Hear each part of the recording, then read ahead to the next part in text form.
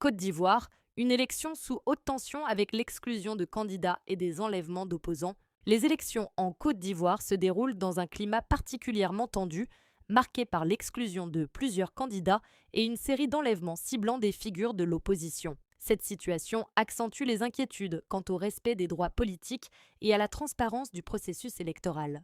Depuis l'annonce des candidatures, les observateurs notent une recrudescence des restrictions imposées à certains prétendants qui dénoncent pour des motifs administratifs et judiciaires utilisés pour les écarter de la course électorale. Ces exclusions alimentent le sentiment d'une compétition déséquilibrée et remettent en question la pluralité du scrutin.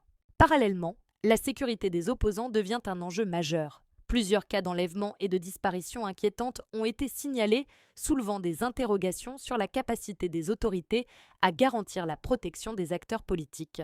Ces actes renforcent un climat d'intimidation et fragilisent davantage la crédibilité des élections. La communauté internationale suit de près ces développements, appelant les parties prenantes à respecter les droits fondamentaux et à assurer un cadre électoral libre, transparent et pacifique. Le défi reste de taille pour la Côte d'Ivoire, dont la stabilité politique est cruciale pour la région. Des exclusions qui suscitent la controverse. En septembre, le Conseil constitutionnel a validé la liste définitive des candidats. Plusieurs personnalités politiques majeures de l'opposition, dont Laurent Gbagbo, Tidjane Thiam, Guillaume Soro et Charles Blé Goudé, n'y figurent pas. Les raisons invoquées varient. Condamnation judiciaire pour certains, question de nationalité pour d'autres.